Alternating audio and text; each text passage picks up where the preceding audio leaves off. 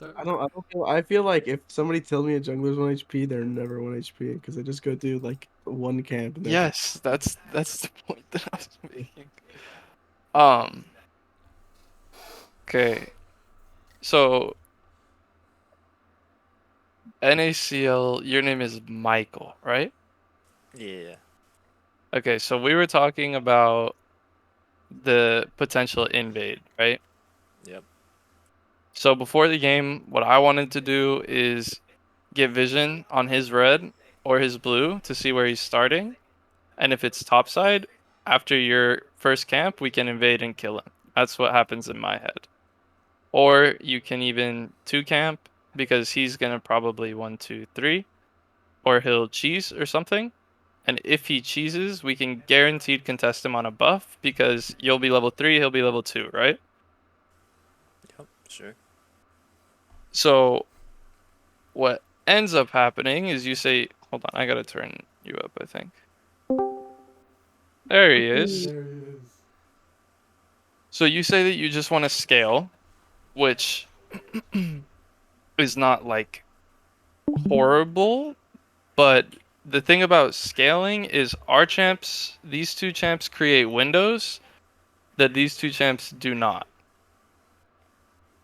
So what Talia does is forces prio against Vigar. Whoops. Stop. Against Vigar. Darius also forces prio against these 2 champ or this champ. And then on the flip side, they have Ezreal Karma, but we have potent level 1.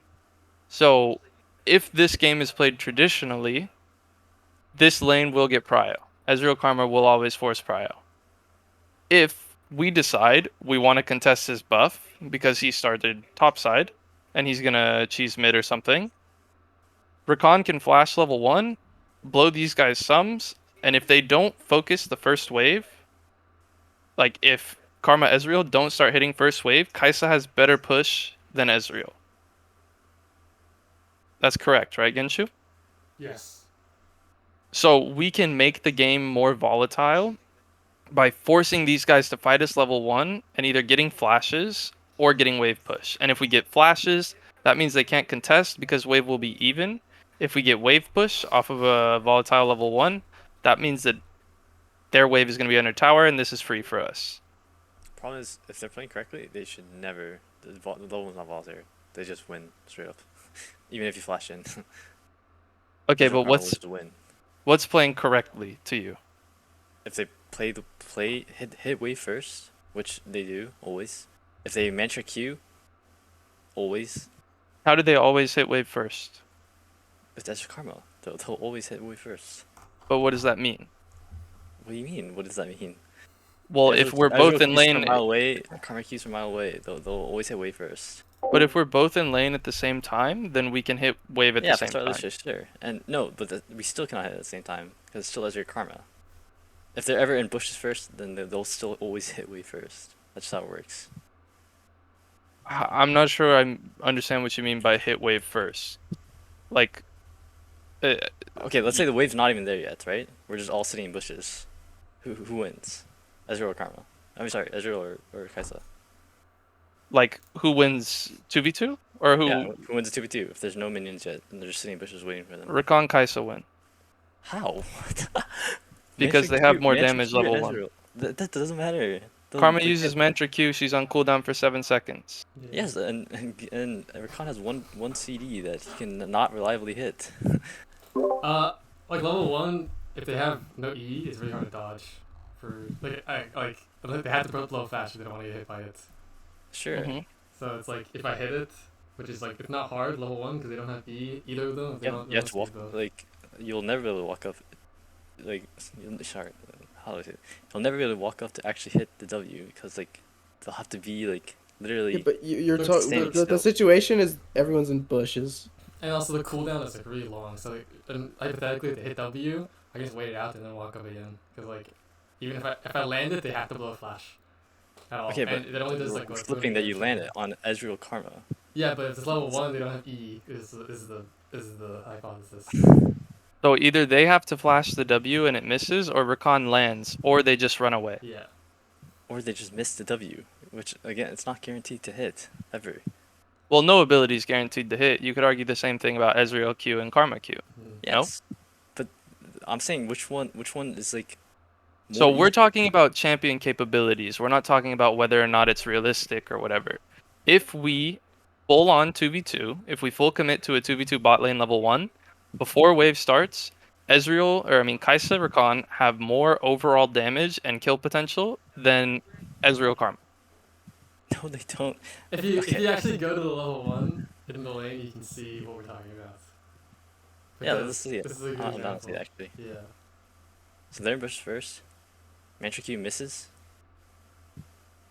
So like look at the cooldown for Mantricue now. You go over 32 seconds, and the Q is lower, but the Q is like 100 damage level 1, so it's not really that big of a deal. Okay, and then now Karma's walking up melee range of you. Yeah. Again, should never happen. Like she's bad, but Yes. I And mean, she you're stands there watching and gets hit by Kai'Sa the beat Q. Ezreal 1v1. the passive damage as well plus Q, Kai'Sa passive plus her Q at level 1 is just way better than anything Ezreal has. Like we win early for sure. Okay, I'm trying to say you should not win early though. Okay, but just Ezreal sat there because and got ISO Q'd by Kai'Sa, and then Karma walked in melee range of. this Rakan. isn't ISO Q. Well, it's basically is. No, it's not. She hits What 1 minute? 3 creeps. 3 creeps. Okay, my bad. So the point isn't that Kai'Sa Rakan is a winning lane into Ezreal Karma. The point is Kai'Sa Rakan has agency level 1 to be able to force something. Yes, And I'm trying to say they don't have agency. They're just playing incorrectly here. You can see that. Like, how can you Okay, ever but say Ezreal Karma's so playing so for correctly? example, if they're playing correctly, let's say they're doing Then this Karma's Mantricue standing hits. here No, in this Karma's still bush. sitting in this bush. They're Okay, sitting so if correctly. Mantricue does hit Rakan, he has 640 HP with that's about a 40 shield, 30 shield. I mean, ideally Mantra it's Kai'Sa. makes She's well, just wasting it's not gonna hit Kai'Sa here. It So can. she's He aiming has to for walk up to Rakan. hit wave. Yeah, eventually it They're can. just forcing it. Yeah, this is a bad play by them. Yes, they're playing bad. That's what I'm trying to say. But Never are we do. expecting them to play good? I'm expecting them to play correctly at least, which means So everyone has so a this hero is play. correct. Imagine she has Mantra Q right here. Ezreal's playing this side. She walks up to Mantra Q when Kai'Sa hits this minion. As soon as this guy walks up to Mantra Q, Rakan has vision in this bush. He can just W her. And then the trade starts. Which is the definition of agency. No, that won't happen though, because she would just queue from the bush. Like okay, here's the other opposite side of the coin, right? Say they play like out of range and like don't let us engage at all, then they just give wave pressure. They're not giving wave. They can always hit wave with Qs. Ezreal Q No, is a if 5.5 they can, but if they can only hit wave, then it With doesn't Q, they pressure you off wave. Yeah. They just last hit the whole game. Yeah. So there's we two still have different push. there's And then our bot lane has prio the whole time, which is not correct. Which is where we can get invade, right? So that if we have prio the whole like first 3 levels, then that's still us winning the lane. Like we still have Yes, agency but to move. okay. And if they walk up to hit wave and I'm pressuring. I don't know how to properly, say this. You never will get prio in this lane. You should never ever. We don't get prio with level 1. We have agency to fight. So that. there's Not there's even level 1. From there's level 1, you'll never there's something have that agency. you're missing. Okay? There's inherent prio, which is what Karma Ezreal has. Yeah. And then there's forced prio, which is you can They have fight both. They have both. That's what I'm trying to say. No, Ezreal Karma has no agency. Their only agency is landing skill shots. If they land skill Try to shots, their lane explain becomes what easier. gives them agency level 1, Michael. So agency level 1 is CC and long trading damage. If you can trade damage for a long time, level 1, to be able to kill somebody, something like Kai'Sa, something like Tristana, you can turn a losing lane into a winning lane by taking their resources early. That's As soon as Ezreal Karma in that first push, the lane should be lost. That's all I'm saying. Like, Why? I have to explain this again.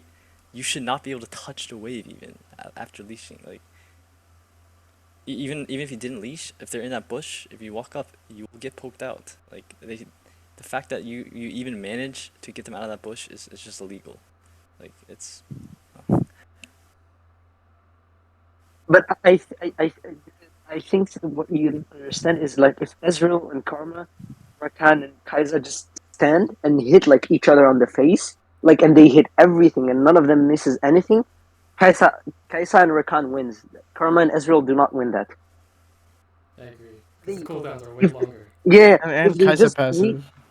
if they just hit each other like till the death, the Kai'Sa Rakan wins. Karma and Israel do not win. They just win short burst trades where they hit their abilities and they back off and continue hitting the wave from a distance. But if they cannot do both. If they extend the trade Like, here's and another then thing. they lose push. If Kaisa, if Rakan, if Karma and Ezreal hit me with Q, both of them, and their ability is down, I have agency to walk up, and then I have the threat of CC, which then we can trade back. Because at level 1, neither of them have E to move out of my W. Either they have to give up the space they're taking with their cooldowns, with their abilities, or they have to flash out of my W. That's like what happens, right? So I can like take space when they use their cooldowns, which is what we're saying, I think. So this is a similar concept. It's not level 1 because they have to give level 1 because they don't have nearly as good as push as Jhin. Jhin is way better at pushing lanes than Ezreal is. So they give level 1, but since their jungler starts leashless and comes down to their lane, they know that they can play aggressive on the next wave and force sums and it won't fuck their lane. So we play aggressive here. Rakan walks up. Oops, sorry. They crash first wave, which is bad. They should never want to crash first wave. Rakan goes in for trade because Jhin goes to auto a minion. Now this isn't a winning state. It's pretty even. But the thing is, our jungler's on our side and looking for cheese gank. Or has the potential of cheese gank if we're able to get something done. So we contest wave. It's relatively even. Nidalee comes down. They back up because Rakan is applying pressure. So this is what we're talking about. Because Rakan has agency to do something level 1, it puts more threat on the enemy bot lane. And when there's more threat on the enemy bot lane, they have to give things. So now we're just flashing. And we're blowing his sums. And it doesn't matter what happens afterwards. Because now Jhin has no sums. And we have inherent priority on the wave. Yes, because the jungler is here. He would never flash W in if jungle's not there. Like, Okay, but that's part of my point. I'm just showing you that Rakan has agency. I'm not saying that this is correct or incorrect. I'm just saying that Rakan has this we have option. agency because jungler is there, not because the lane inherently has any agency. If Okay, he flash W's in there, he's dead every time. If Nidalee's not there, well, no, that's not true. If he I think flash it is. W's in here, and Jhin gets hit When Jhin here, Doesn't doesn't hit. flash. if Jhin doesn't flash, he gets hit, Jin's dead, and Rakan Yes. lives. But as soon as this happens, then they just lose 2v2. If No, Nidalee's but not what there. I'm saying is it doesn't matter if Nidalee's here. It does matter. No, Jhin dies if he No, doesn't Jhin. flash this. Yes, Jhin flashes, but now right here, if Nidalee's not here and he just flashed W'd in, then Rakan still has dies. E. Rakan E is level Yes, 2. you can E away, but they just follow. How do they follow? They can't follow his E range. He's They, able they to just, they E just run to at, they Xayah. just run at Xayah. Xayah had to either flash away so that they can actually get away. No, Or if Oh, they just run Jhin away. if Jhin runs at Xayah here after he gets knocked up by Rakan, Xayah kills him straight No, up. he doesn't. He still has heal and okay. Both sides have heal, Yes, he still has heal. but he's ignited. He can't heal through ignite. Yes, and it'll run out soon. They win this extended trade because it's karma. Like Rakan is 100% dead here if Nidalee's not here. Okay, so I'm not telling you that you're wrong that Ezreal Karma is strong, but I'm telling you that you should try to be more open to other options that things are possible. Because this is 100% a possibility whether or not Nidalee's here. Okay, so we're talking about possibilities again, and like I said, I'd rather not flip plays. We can take the guaranteed way of just winning the game for free. But how do you know that that's guaranteed? Because if you're saying that this game is won if we do nothing, that's not guaranteed to me. If we do nothing with with Talia and Darius versus Cho'Gath Vygar, we will lose. Our champs are just better in team fights. We will just win. I don't agree with that. I think our champs are actually worse in team fights. J4, like I said, spikes level 2. Afterwards, he's useless. Once I get R, he can literally never EQ in. Like, I can literally just destroy their backline by myself. I have a Rakan with me. I have a Kai'Sa with me. Like, So we just talked about this. You said that if these guys play correctly, that this isn't possible. And the same thing goes for if Jarvan plays correctly, he never has to worry about you ulting his EQ. Because he should never come at an angle where that's possible. The same thing you guys said Vygar Cage kind of fucks Rakan. In my opinion, it doesn't. In my opinion, Rakan can just come from a better angle. It makes the game a little bit more difficult for Rakan, but it's not like game losing. it's a difference because in a team fight, Jarvan only has one thing he can do, and that's EQ. He literally cannot do anything else. Well, he can ult. Okay. Is that not true? Yes, but how does he get in range to ult if he can't EQ? Well, he doesn't why... have to engage. Go ahead, Oxy. I think these are tiny Jarvan examples doesn't have that to don't even engage. matter. like I If you look said, we win. if you look at their team comp, and ours, we want to engage and they want to run away from us. They don't want to engage. Jarvan will never be personal EQ forward here. Like they will just play like Cho'Gath That's Qs, why their Cho'Gath comp is Ws. that is why their comp is bad, and that's what I said in drafts. Their Jarvan wants to go in. They have only one champion that is bad. They only have Jarvan. The rest, like Cho'Gath, Veigar, and Karma, all do the same thing. They all run away from us. Only Jarvan, and he can just like sit back and be like a peel for when we engage. He will like when we force the engage. For example, with the Rakan ult W or like you, on Wukong, you go in and you ult them. He can just ult you and EQ away from us. If we go in first, that he cannot move. And if we go in first, then we're on his backline. It doesn't even matter what he does at that point. But how do you just assume that we're on his backline? If he's not zoning, if he's not going in, and he's sitting on his backline. Okay, so let's paint a picture. Let's say we'll go to this game was fucked. So we'll say Vygar's here, right? This is Vygar. This is Jarvan. This is Karma. And this is Cho'Gath. How do you expect us to engage?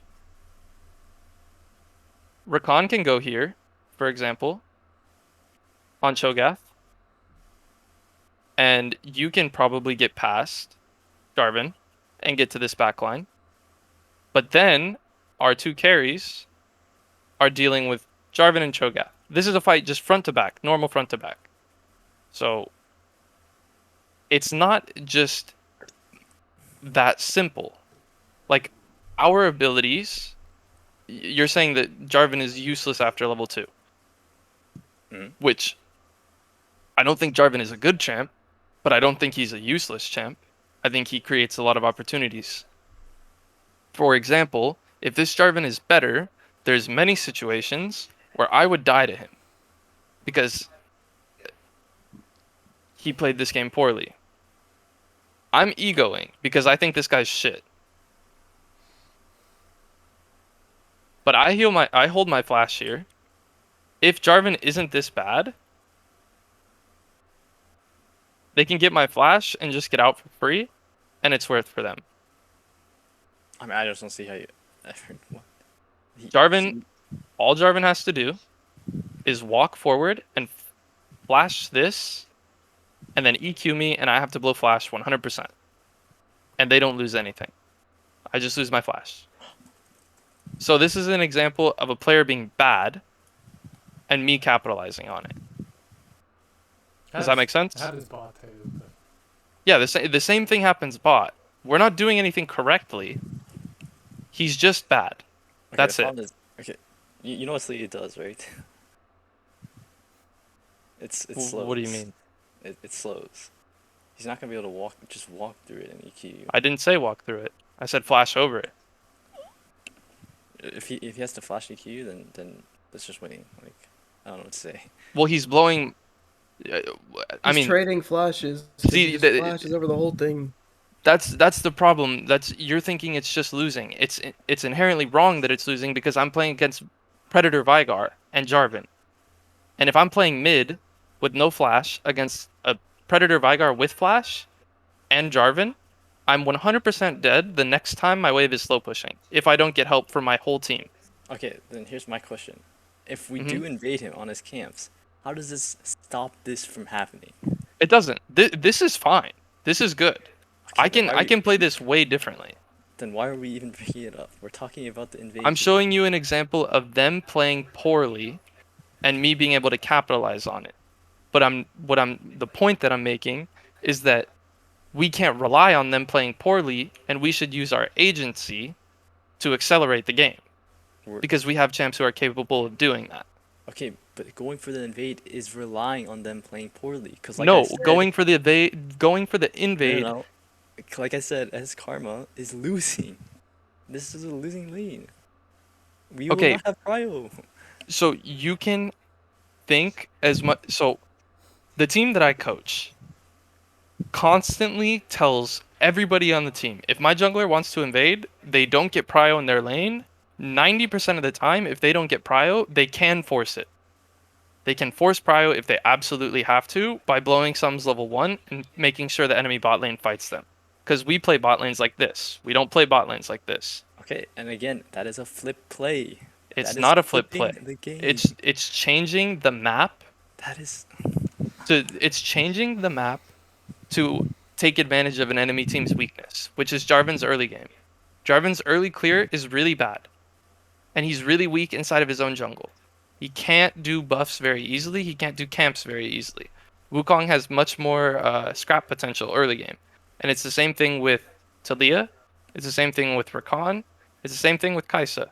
We're all way happier to fight at level 1, level 2, level 3 than they are. Another thing that shows that we know we have agency level 1, because we do, is that we leash you, right? We even say we can leash you, because it doesn't matter if we get to lane first, because we know that level 1 they cannot do anything. Like, we just have inherent The problem is power. the one they can do something, and that's what he said. No, If they literally just wait for you guys to walk up to the wave, they will guarantee hit a entry. so like, here's the other thing. I put the ward there, right? Because I knew they were gonna do this if they wanted to, right?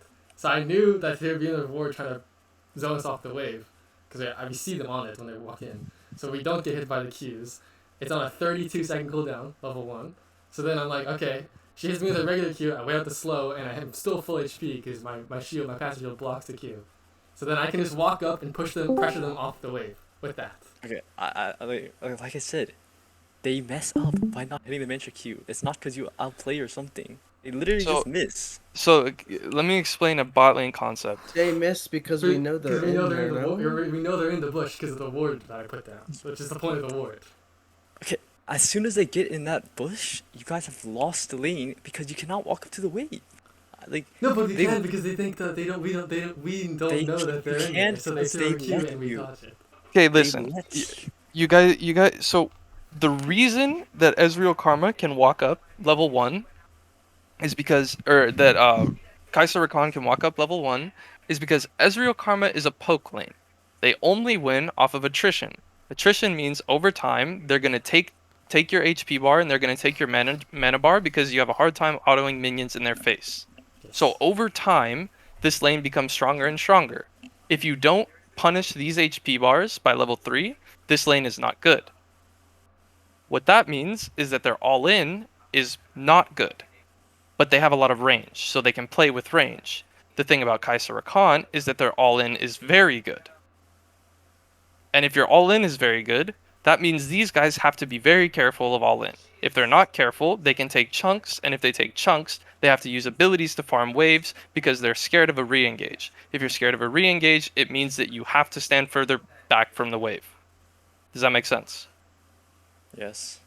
Okay, so if we are playing a game of attrition, and Kai'Sa Rakan really doesn't want to, Kai'Sa Rakan will try and find a way to look for and engage. And Ezreal Karma's poke and their wave push and everything gets a lot better with levels.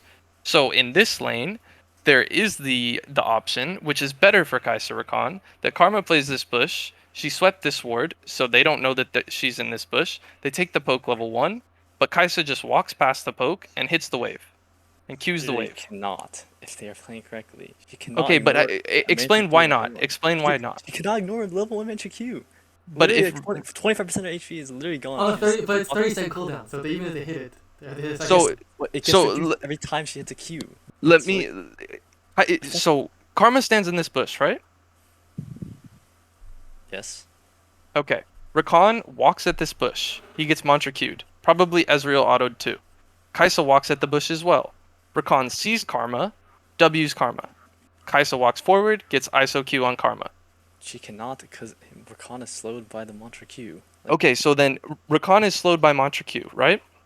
Yeah. In that situation, Karma has to back up because the slow will expire and the damage is negligible. It's about this. So if the damage is here, he still has a lot of HP to play with, and Karma's on cooldown. If Karma's on cooldown, she has to back up because she can't trade anymore. Which means Rakan gets to enter this bush for free, and Kai'Sa has another ward. She can drop this ward here, they won't get punished as hard, and then they have a timer to hit the wave.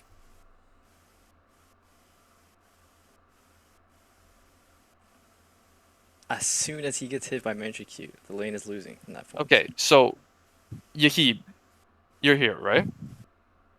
Have you heard everything that I said? Do you agree? Genshu, do you agree? Yes. Okay.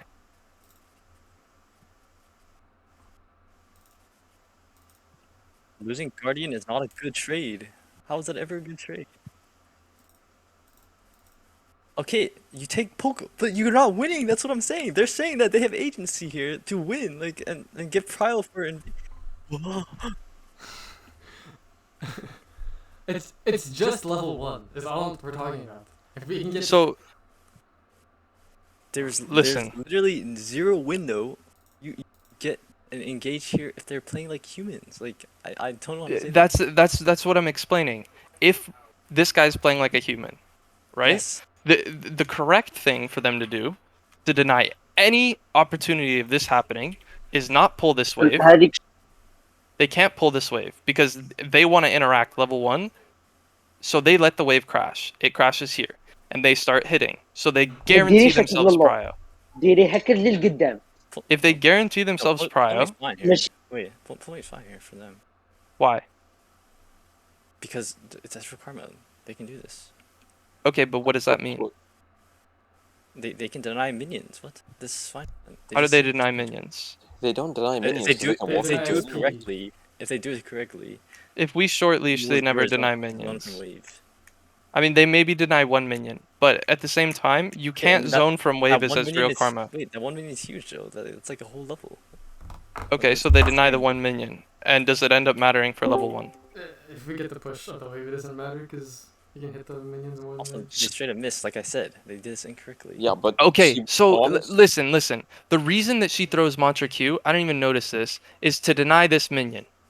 Because Kai'Sa has to walk back because this minion is about to die. They want to deny the minion. Okay, but that's So not Kai'Sa correct. doesn't get XP. You want to Mantra Q, you want Oh, to hit she them. does get XP. Wait, what? Oh, you got ward XP. Yes, of course you want to Mantra Q and hit them, but they played this incorrectly. That's my Yes. point. Okay, but but we okay. I'm telling you the We're going in correct circles play. The correct play is to assume that they lose prio here, correct? Or No, no? the correct correct play play for is- them to make is to let this wave come, start hitting these Yeah. minions, thin the wave, and then play attrition and get trades over time. They don't have to do that because they can. From level 1, they can start hitting you guys. No, wait. But legit, they can just sit in this bush. Even if they know that they're there, they cannot walk up to the wave because they get the Ezreal Q and they get the Mantra Q. They take a huge chunk off and they just walk back to the wave and they already have like more, just better trade than them. I mean, this If they pull is didn't take literally them. useless. They do it wrong, but Yes, that- it doesn't matter. Even if they got the pull right, it's not gonna matter much. If they sat in that bush, they literally zone them off even more. Yeah, that's what I'm saying. Wait. But you're saying that this But the pull is good zoning. now. Like, Okay, think about the pressure of a Mantra Q, which yes does damage, but to a Rakan's shield level 1 It's not gonna do that much, and it's on a 32-second cooldown. Yeah, every time she hits Q, whatever. But the Q is still on an 8-second cooldown. Versus getting WCC'd and stuck in a moment with against Kai'Sa passive level 1, which you have to get in range for Ezreal Q to do that. And you can't E out. You have to flash. That's like the other Plus, thing. Ezreal doesn't have PTA here. If Ezreal had PTA, maybe it might be. Like- Ezreal does not have PTA. They don't win level 1 at all. This happens a lot in, like, with Rakan lanes specifically, in that like you get lots of pressure. I mean, depending on obviously the matchup, but like into poke, you have more pressure as an engage level 1. Obviously, like attrition over time makes it harder, for sure, and you lose the lane over time, definitely, inherently. But like if you're both 100% HP, the person level 1 who doesn't have any escape abilities has more pressure, and like can walk at them. Okay, there's two options that happen here, right? Karma holds Q and doesn't Q Rakan for some random reason. Rakan somehow gets a W off onto like Ezreal Karma. Kai'Sa is still slowed by the Q and will never hit. Okay, that's option number 1. Option number 2, you get slowed by the Mantra Q and you can never get a W engage and you just got chunked. In By bot the way, lane, you should never stand on top of each other, just like that. Like What? you can't play Yeah. triangle that way. That's like it's normal. That's not what I'm saying. No, Like, but so if she will Q one of you guys, right? That's what I'm saying. She will Q one of you guys. She either holds it for Kai'Sa and lets Rakan somehow get in range for W, which is completely moronic, it will never happen, or she just Qs Rakan and Rakan can never get engaged. By the way, what I'm trying to say, I'm pretty sure Rakan does way more damage like level 1 than you guys think. Like, into Rakan shields. I will read her damage to you. So her damage is 77 with Q, and then Mantra adds 45. And that's So not- it does 112 damage. And then click with Rakan. Click zero Rakan, resistance. That's basically 0 resistance items without the shield. and then look at the passive. Rakan W does 74.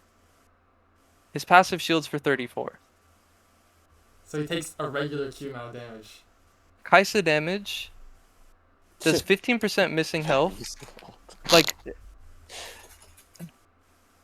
I'm trying to be nice, but you have 280 carry mains telling you that this is a situation that they find really playable.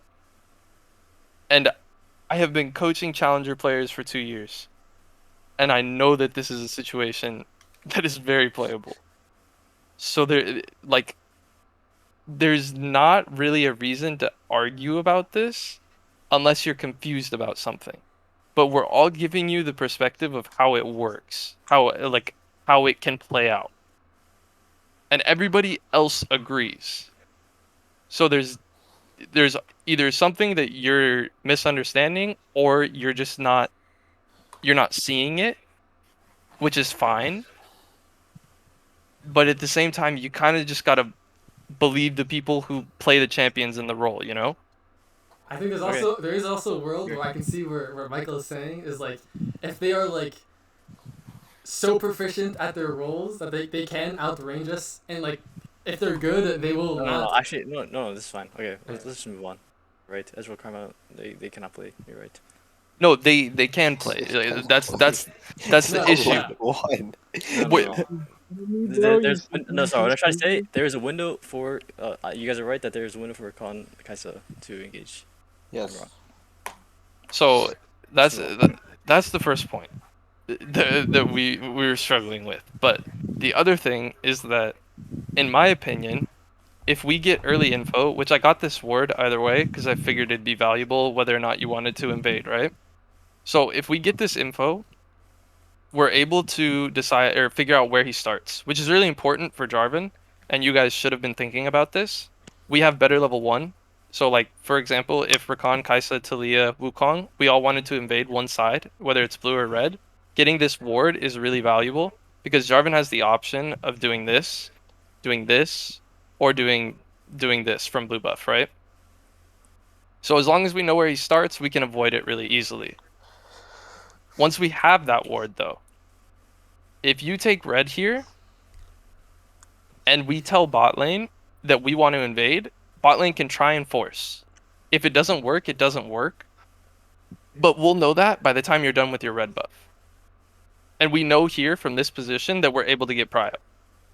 So if we go straight to his blue, here, for example, I'm playing my wave to push so I can invade if we need to. They have no answer to this with our champions. This is Jarvan's HP after starting leashless on red.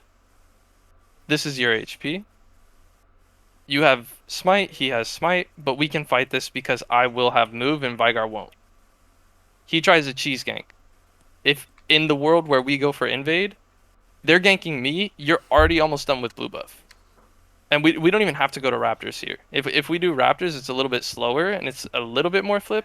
But if we just go straight from red to blue off of mid prio, it's really fucking easy for us to kill this guy.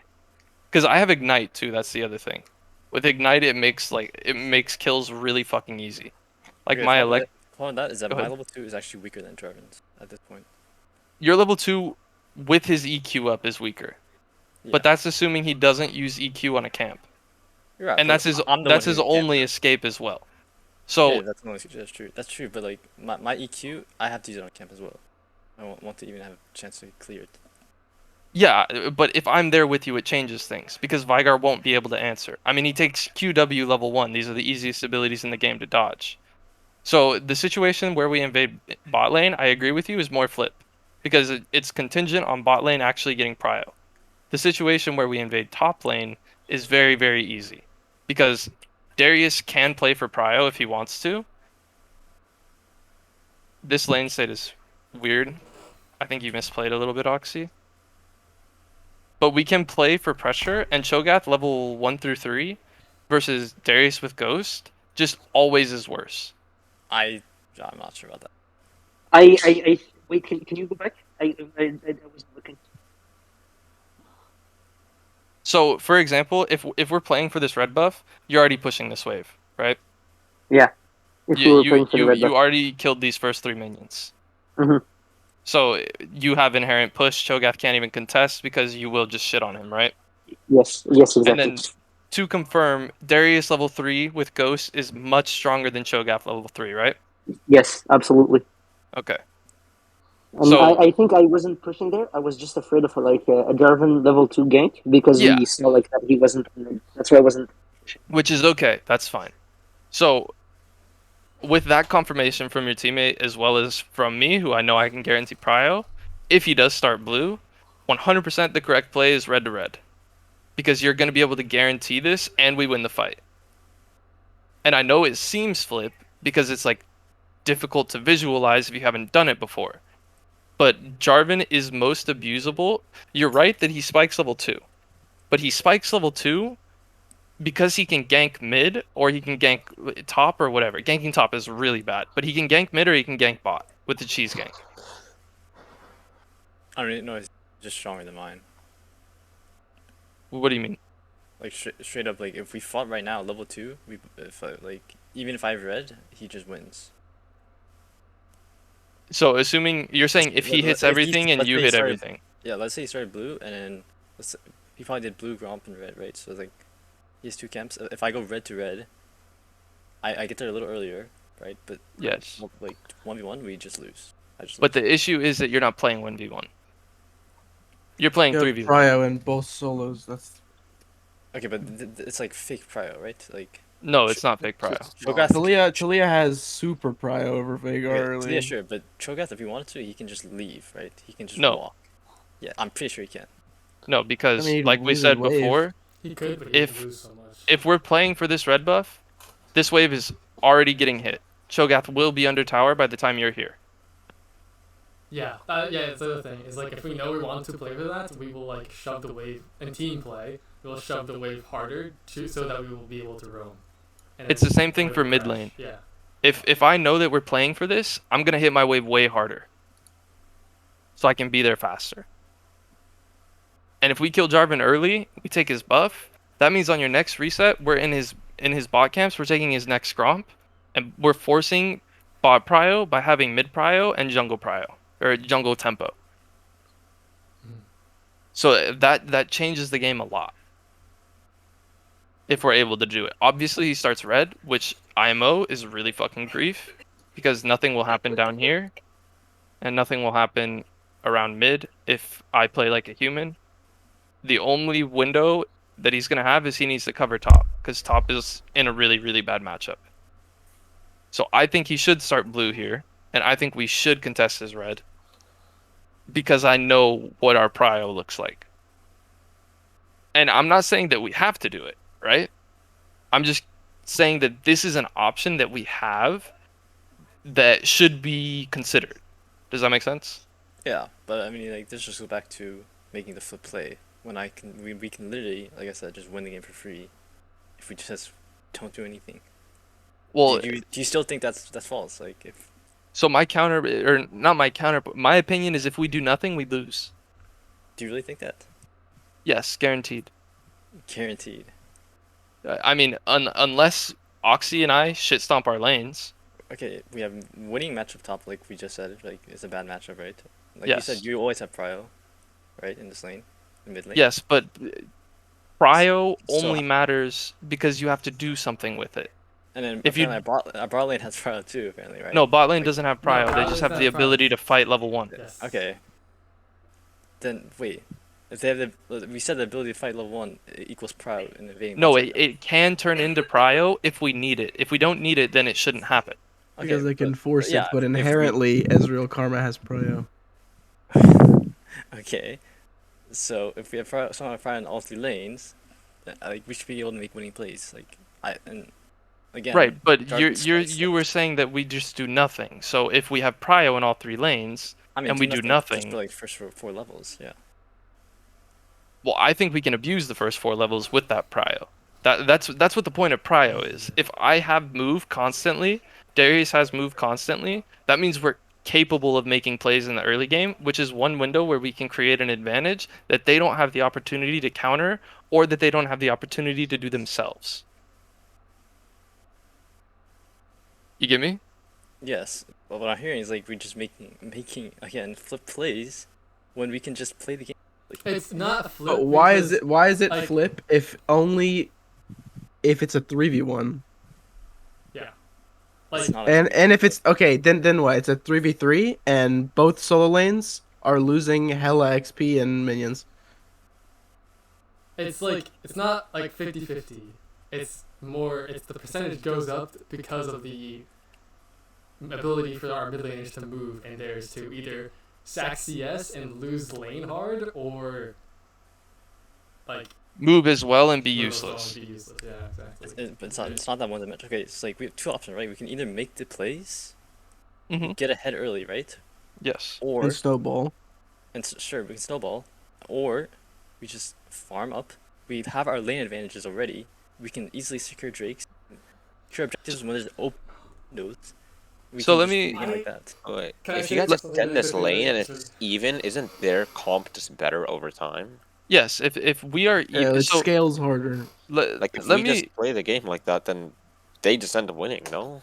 so let me explain a little bit about like mid. I don't get advantages. I don't beat this guy 1v1 unless I'm better than him. And nothing happens. So if we look, even though I'm fucking like I'm fed here, I'm pretty strong. But because of the sequence of events that happens, I'm trying to make shit happen because I know I can't punish this guy alone. And it's hard for our comp in general to punish because if I don't have prio, that means bot doesn't have prio.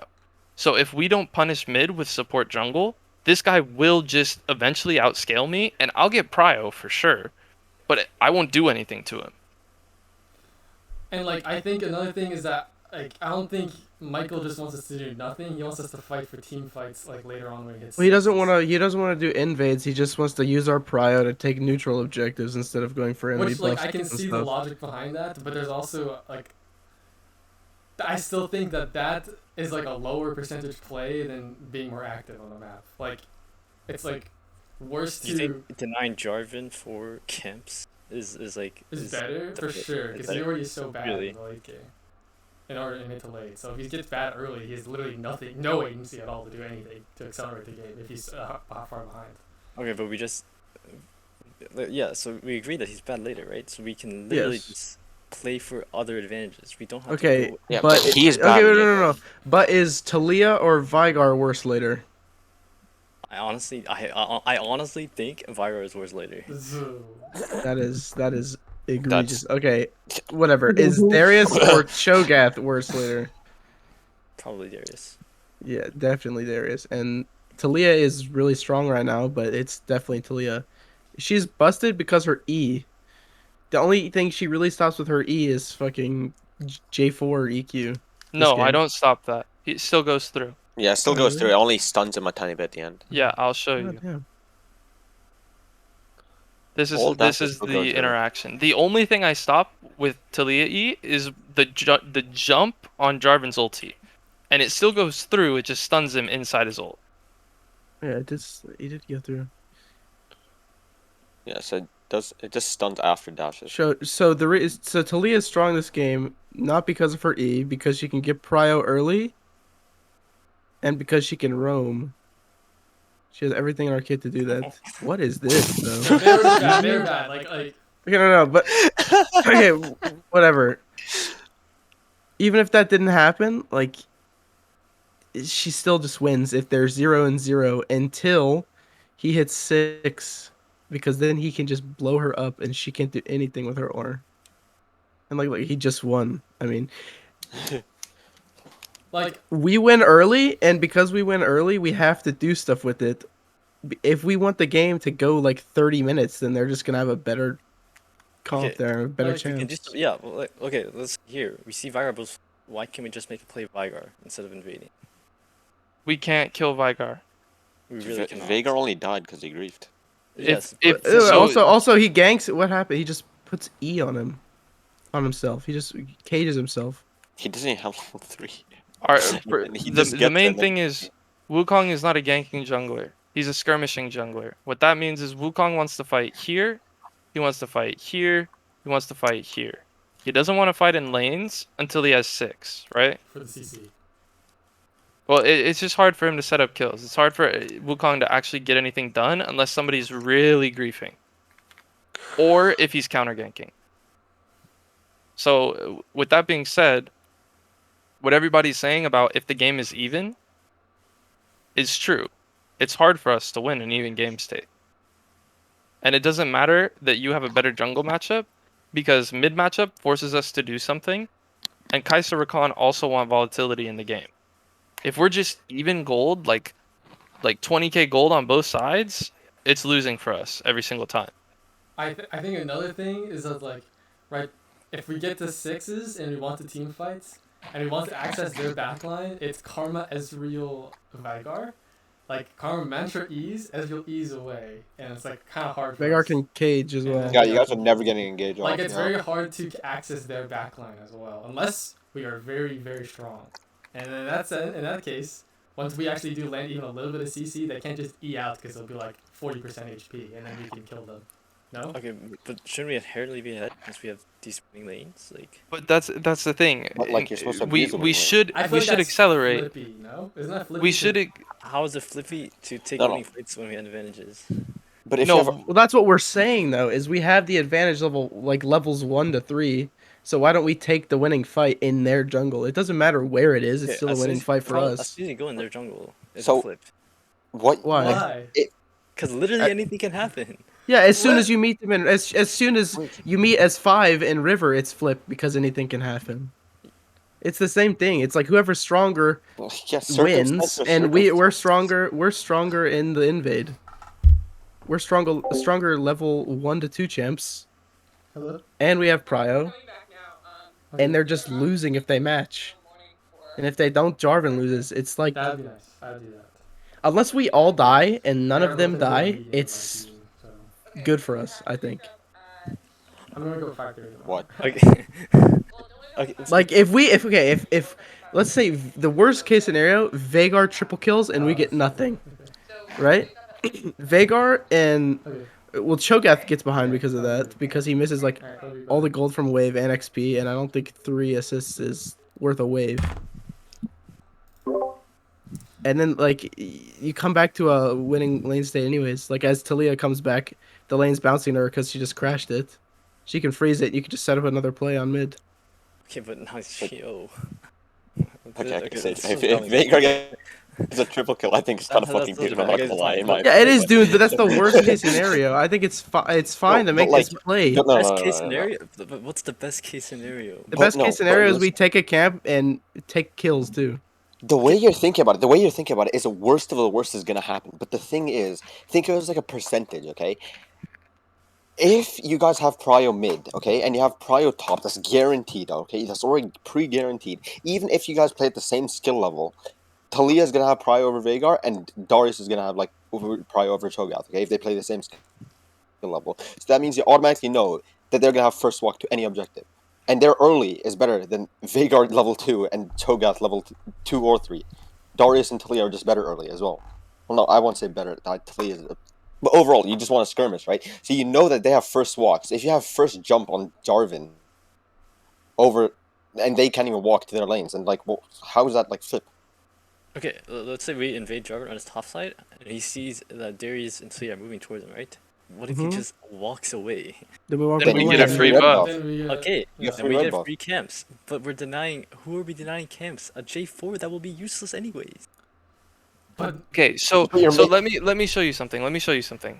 This guy denies camps from himself all game. He's super Yeah. weak. So bad. I mean, he is bad. Yeah, that's true. But as the game goes on, Double kill, by the way. he's still like him being this far behind. If he's level 4, Darius might actually die. I mean, that's not gonna hit her. It's like, No, the reason they lose this is because Darius is level 5 over Cho'Gath. Cho'Gath just agrees to lane. Well, yeah, but like in the example What that is we're that? saying, let's Like- say we don't deny camps from this guy. He's level 4 and this guy's level 5. It's possible that Darius loses this.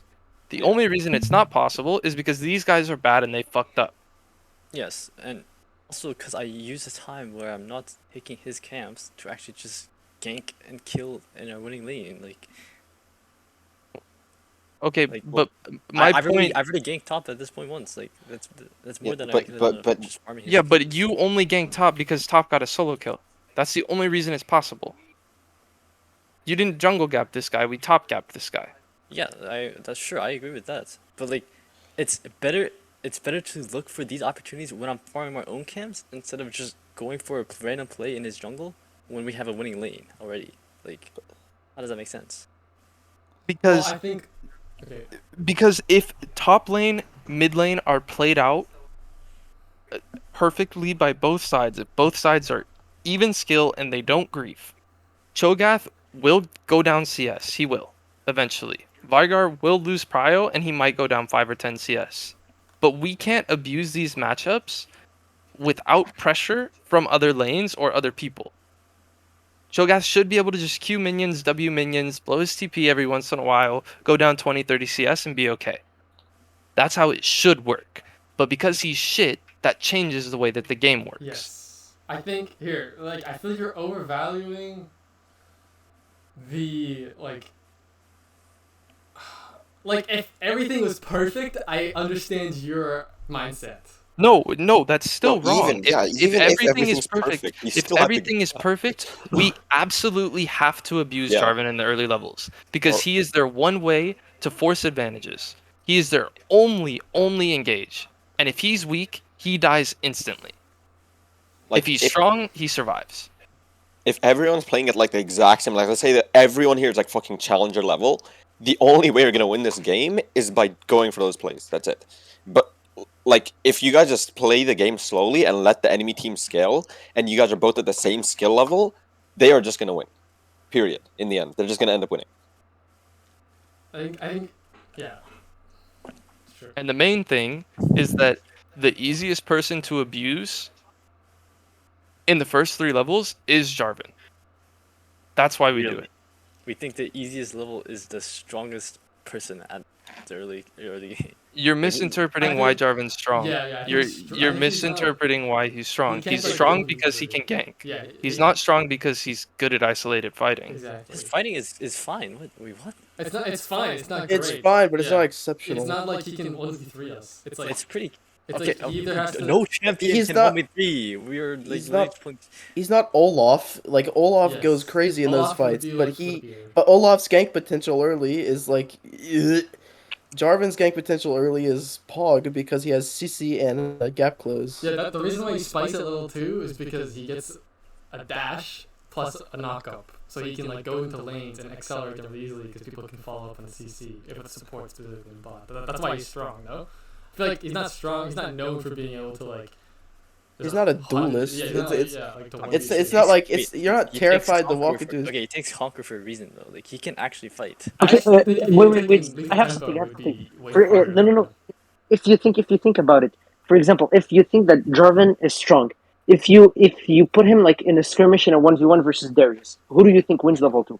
Jarvan or Darius? Well, Darius' hook is probably Darius. No, Darius doesn't even need hook. Yeah, this is I don't even know. Darius how- can put Oh. 2 points in W and win. Darius Yes. could kill Jarvan if Jarvan's level 2 and Darius is level 1 if it's isolated. Yeah. It's a You 1v1. really think that? Jarvan is. I Yes, actually, because yeah, of I actually passive. do, yeah, because he has auto attack reset plus passive and conqueror. Or no, he's done. So a good example of a champion that this wouldn't be possible against is Volibear. You cannot fight him level 2, and you cannot even. Yeah, even level 3 you cannot. We cannot punish Volibear on this timer as effectively because Wukong's damage is so little compared to him. But even if this is Volibear, the invade is still possible because of lanes. And that's saying with the strongest early isolated jungler. There is not a stronger isolated jungler than Volibear. And that's assuming every single cooldown is up. Jarvan is one of the weakest isolated junglers. The 2 weakest isolated junglers that have to be very careful in the early game are Gragas and Jarvan. Because you can get completely shit on. You have 1 escape. Jarvan's cooldown on E is 12 seconds. He has to use it to farm. If he doesn't, his clear is abysmal. And otherwise, he has to blow flash to get away. And he can either go in or he can go out. He can't do both. Wukong has more options because you have W for escape, you have E for engage, and you have Q for extra damage. And that's not considering the teammates you have around you. With both, like looking at both junglers, all cooldowns up, no red buff on either, Wukong 100% guaranteed wins against Jarvan. Level 3. Level 3 for sure, yeah. Yeah. And I mean, that's, like, we agree on that. That's just obvious, right? I think this kind of goes with your. I think your play style is like kind of the opposite of this. This is like a different conversation slightly, but like I feel like you like to play Graves and Hecarim, and you want to play the game to like when you have your power spikes and then make plays happen, which is good. Like that's totally a play style that we can adapt to. It's just like this game with the draft we have, like we can play a much more optimal style, which will accelerate the game, and it's like you have to play differently than that, you know? I feel like your play style is slower slightly, or like it's like it's like high percentage, and you want to like be as optimal as possible, like kind of. Ginshu. Even like Graves, like Graves was known like for a lot of seasons that he would just like red buff to invade enemy jungle. That's true. He was like known to do that like a lot of times. He would just like do his red buff and literally invade enemy red straight away. Let's talk about in general like why people don't invade as much anymore. You like if you watch pro, you see like almost never invade, and that's because jungle is like not a real thing anymore. You want me to pull up a VOD of my team? Because I can show you 7 examples in a row of us invading. Crazy, dude. Sure. I feel like it's not true. I remember watching I think it was Damn One versus someone else. Yeah, He was on Italy. Perma invading, yeah. Oh wait, but what happened after? Italy still lost. They lost that game. They lost the game not because of Italy.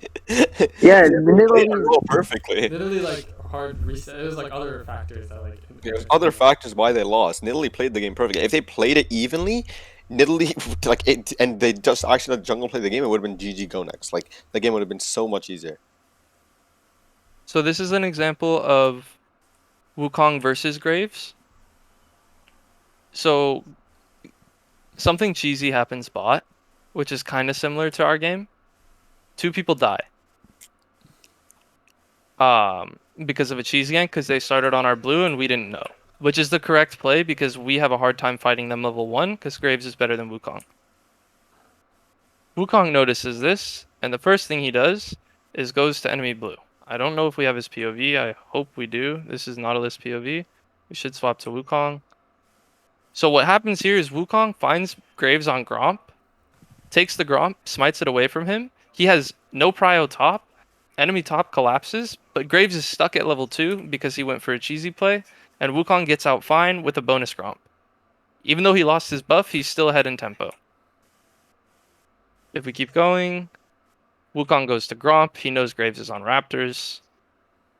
He walks down, or he knows Graves is going to Raptors. He checks enemy Raptors. Already cleared. And he instantly goes for Graves' camp. Graves' mid is getting completely fucking dumpstered. Because of this, he has to answer. He has to help. I mean, this is wrong, but he should help. And Wukong uses his timer not to make the play, but to take the buff. So now Graves is level 3. Wukong is almost level 5. We can look at another game.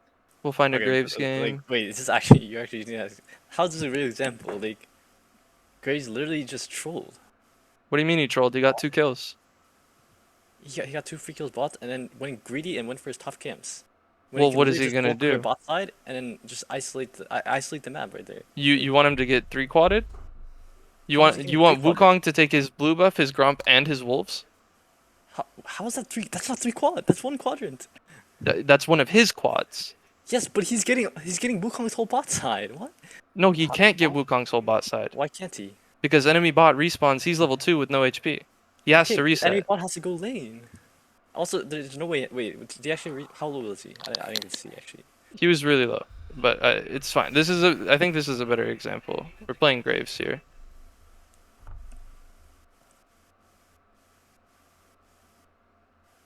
Okay, so what happened level 1? Okay, so they start bot, or enemy jungle starts top. We start top as well. Graves has prio from mid and bot lane because our bot said that they could force it, even though the matchup isn't crazy. We know that we can abuse this.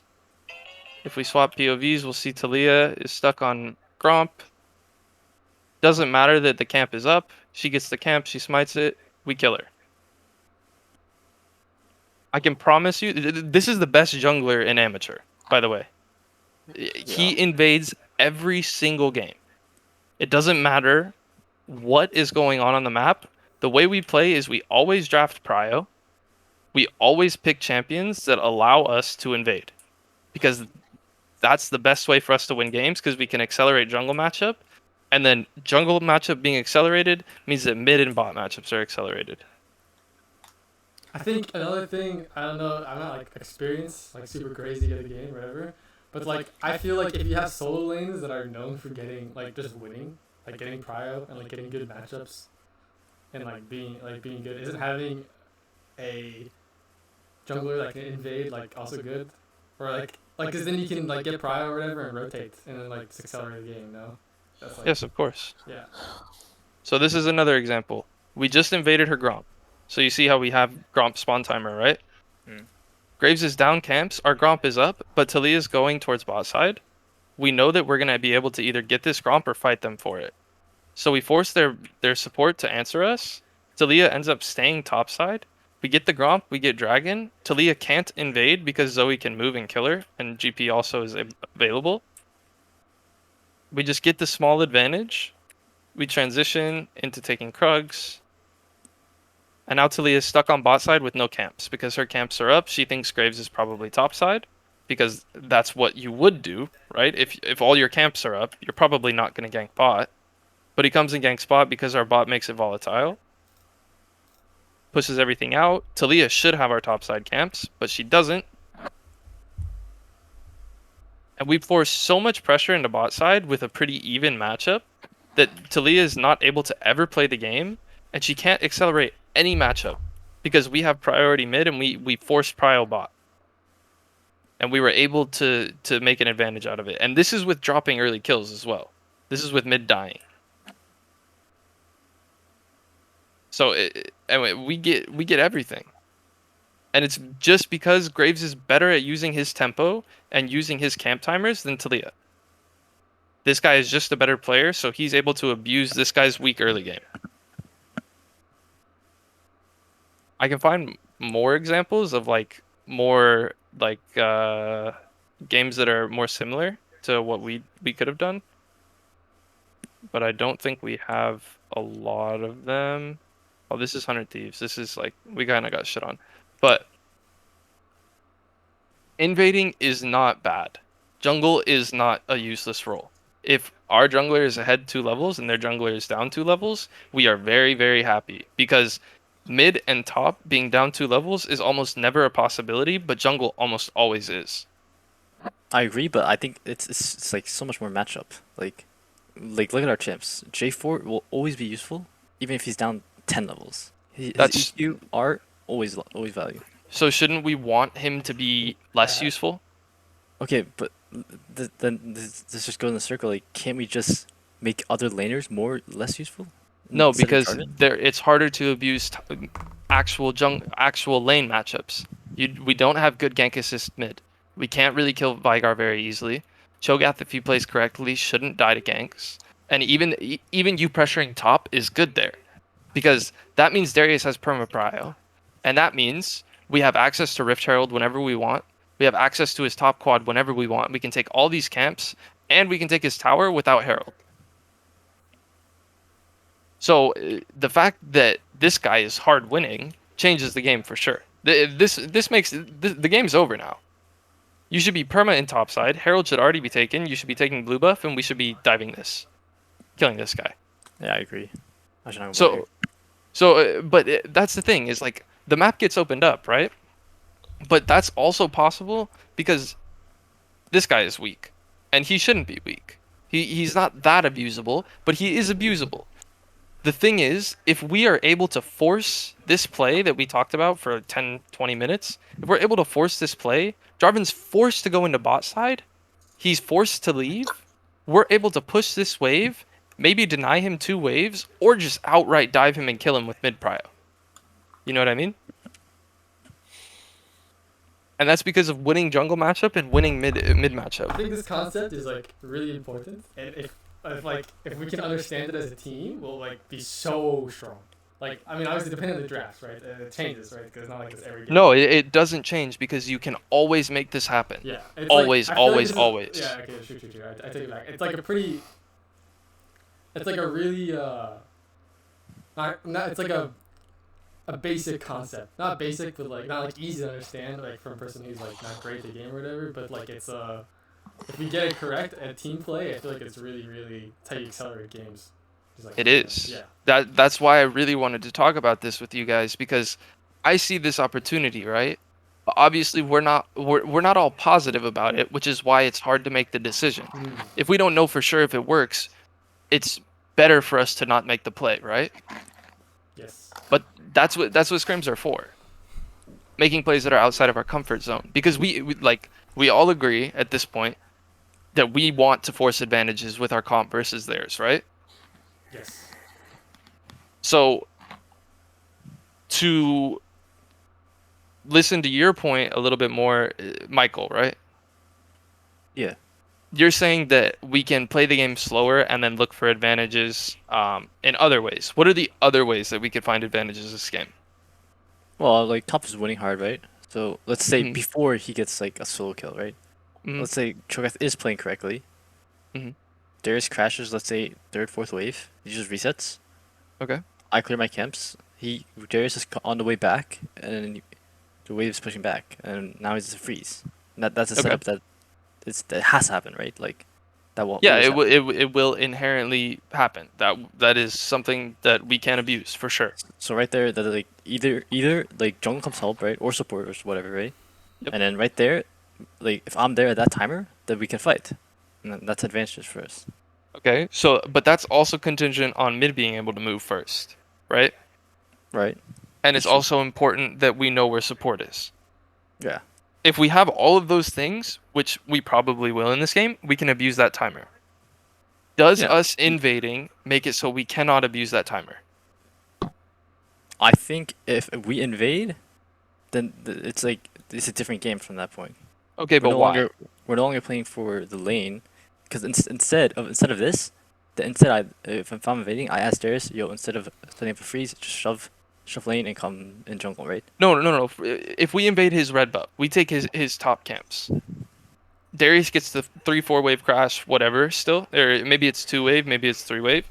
But he gets that crash, the wave will eventually bounce, and Darius will be 100% healthy, Cho'Gath will be in an uncomfortable spot. Still, no matter what we do with the invade, it will always happen, right? Right. So if that's the case, then that invade doesn't change our game plan because we should be playing for this top matchup. We all agree with that, right? Yes, I do. Oxy? Yes, yeah, exactly. Okay. So we should be playing for this top matchup. Taking his red buff, bullying him out of his jungle, and getting top crash are our 3 ways to really accelerate this match. Because, like you said, if they match the top play and they're able to like bring support or bring jungle, then we want to be as strong as we possibly can. You know what I mean? Mhm. So if we force him out of his jungle, take his camps, have the longer timer on red buff, and either get a reset or get more camps than him, we're stronger. We're in a better spot for the play that we want to make. Okay, well, let's say this happens, right? He starts Mhm. blue so that we can invade red. Mhm. So Darius crashes third wave, and then. So wait, by the time Darius can crash third wave, isn't like his red already gone? Yes, but we don't need Darius for this play. We just need me and you. Darius is just backup. Darius having prio is just backup. And waves come mid faster, so it's playable for mid. Yeah. It's just good for like, for example, if we see Vigar go fog and we know Jarvan's walking, then Darius walks. But that shouldn't happen. And the threat of the 3-wave crashing on top lane is enough for Cho'Gath to stay there. Yeah. Because he'll lose a lot of minions if he doesn't. And he'll probably be like level 1/2, maybe 2, on the third wave crash. So he cannot, even if he moves, he'll be kind of useless. He needs like his level 3. Does that make more sense now? It does make more sense, but I just, if I'm gonna be honest, I just don't see. I still can't see like advantages in. How do I explain this? And taking it or in the invade? Yeah, because what I'm trying, because like when I take my own camps, right, I reset them, right, so they can level up. Mm-hmm. When I'm taking his camps, I don't know, like at that point, I'm not sure like what the game plan is. So I'm not sure if I'm gonna be back for those, and I feel like leveling my own I feel like leveling my own camps is like better spot if I want to just play for Okay. lanes. So think about it this way. If we take his red buff, right? Red buff is the longest respawn timer. Right. And if we're able to take his red buff for 1, and then 2, force a play topside on our timer, that'll set us up for his next red buff, right? Because we should have full control of top at that point. So Oh, I mean, well, like, we're talking about reading red. Like, I think of like one-time thing. Unless no, are we acting it doesn't have to be. It doesn't have to be in this game. Be, but Like, I'm talking like more like his camps, like Raptors, Krugs. okay, so the reason you would take Raptors is to deny XP from him, because when you take, say one camp gives 50 XP, right? If you take it from him, you're not actually just gaining 50 XP. You're actually gaining 100 XP because he's also losing 50. So he's getting 0 and you're getting 50, which makes the net gain 100. Does that make sense? Yeah.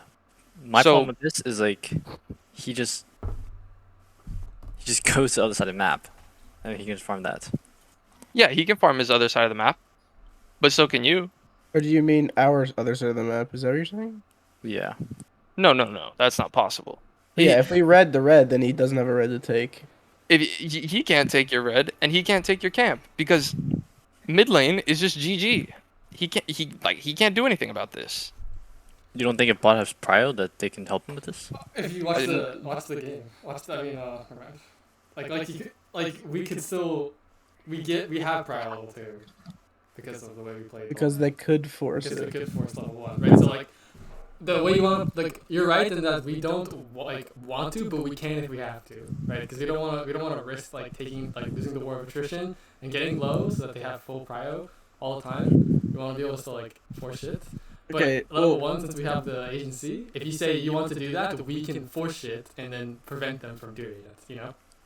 okay, but here's a question I have. Like, actually, though, if we force bot prio, right, and Jarvan sees you're going red to red, can he not just gank bot and take Krugs or something? Because you're gonna be pushed up. Of course he can, but he loses all 3 of his top camps. Right. Okay. Well, there you go. I mean, If I if was he if confused he about wants that to too. if he wants to do that, we don't have to fight for Brio bot 1. So first thing, we'll be under tower. But then doesn't he just walk in and takes Krugs for free, right? But and Yeah, then we take he the can whole have top these, side. bro. He can have these. We don't give a fuck. We want to play for this matchup. True. Who fucking cares? This is our strong side. This is where we're going. So if we get all 3 of these camps, that means we have a timer on every single one of those camps. So Michael, that solves your problem of resetting your own camp timers. You have his. At that Okay. point, we don't give a fuck about your camps because we're Problem is- taking his. Yeah, problem is at this point, like my bot side is now his. If he No, wants, It's if he only wants Crux. no, if he wants to, If we You can force if we force that and we split the map, right? They are playing to Ezreal Karma, which is their weak side, which they don't really. and we're want. playing towards And Darius, we're so we're playing splitting the towards map in Darius. favor of our strong side. Yeah. So, but also think about it this way. Imagine a situation where, yes, he does these 2 camps. He realizes that we're gonna go red to red, and he walks down here.